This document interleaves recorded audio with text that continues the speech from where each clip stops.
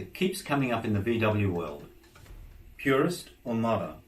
And look, I get it, but I'm not sure that's even the right question. What if the thing some people criticise is actually the reason these cars are still around?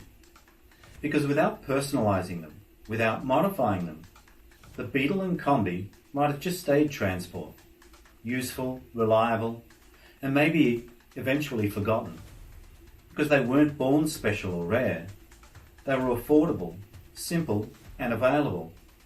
And that created the perfect environment for people to experiment, to change things, to make them their own.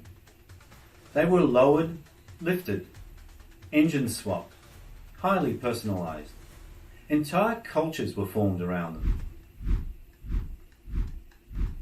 Even Formula V, where VW parts helped create an entry-level racing class. And that freedom, that's what gave them personality.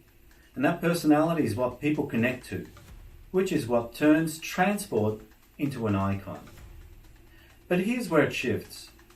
Time does what time does. And what was once common can become scarce. And some of these cars are now verified survivors. They have matching body and engine numbers as they rolled out of the factory. Now they're historically significant, and when something becomes scarce, your decision carries more weight within the community. Of course, you're still free to modify your car. That hasn't changed. But the consequences have. Market value, historical information, and the community reaction. Your freedom didn't disappear. Scarcity just changed what you need to consider. So here's how I look at it. Owner autonomy matters, but informed autonomy matters more. So if you're holding on to a rare, documented survivor, understanding what you have is powerful, because originality often preserves value. But if you're rescuing a rough shell that's been sitting for decades, or modifying a common classic that's already been changed who knows how many times, you're not destroying history, you're extending it. You're keeping something alive, and that's freedom. That's part of the culture that's built these cars in the first place.